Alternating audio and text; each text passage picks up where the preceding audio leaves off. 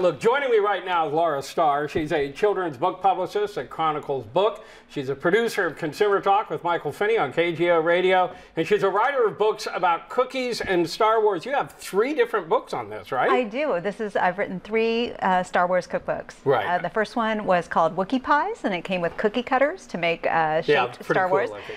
Ice Sabers, which came with molds to make ice saber shaped popsicles. Right. And the most recent one was inspired by The Force Awakens, and so you awaken with the Force to breakfast and brunch. Oh, okay. I wasn't making that connection. So why Star Wars and cooking? Why do they go together?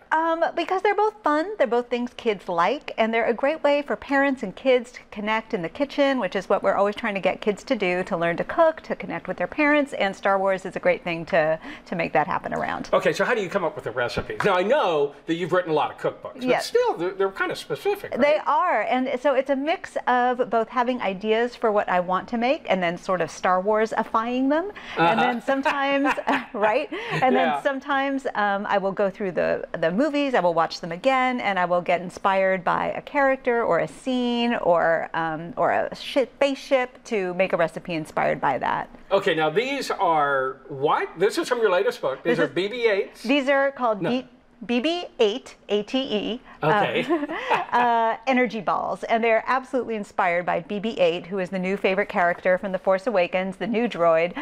They are round like BB-8, they are orange flavored like BB-8 is orange, they have white coconut like BB-8 is white, and they will give you energy, which BB-8 has as he rolls around. What do you think? I thought it was going to be like a donut hole. It's not at all. No, it's more like a they're energy ball. They're almost like a granola bar in rolled up eatable form. It's phenomenal. Believe me, we'll be eating all of these in just a minute. So I remember plenty of Star Wars. Sorry, I've got food in my mouth. Bar scenes. I don't remember them ever eating in a Star Wars. You know, as I was researching these books, there is not a lot of actual food in Star Wars. There's the infamous sort of Banta milk that is poured for Luke Skywalker in A New Hope, and no one wants to drink that. The Lando Calrissian does invite Han Solo and the gang to dinner, but they're interrupted by Darth Vader, so they never actually eat. Okay. But in The Force Awakens, food actually plays a little minor character role when Rey is getting portions of food, and she makes this sort of weird self-rising bread that she eats. So there is not a lot of actual food that gets eaten in Star Wars as you go through the series. Your latest Star Wars cookbook, what's the name of it, and where do people get it? It is BB-8, Awaken with the Force of Breakfast and Brunch, and it is available wherever books are sold. And these things are very good right here. Laura Starr, she's a cookbook author, Star Wars. May the 4th be with you two. Yeah.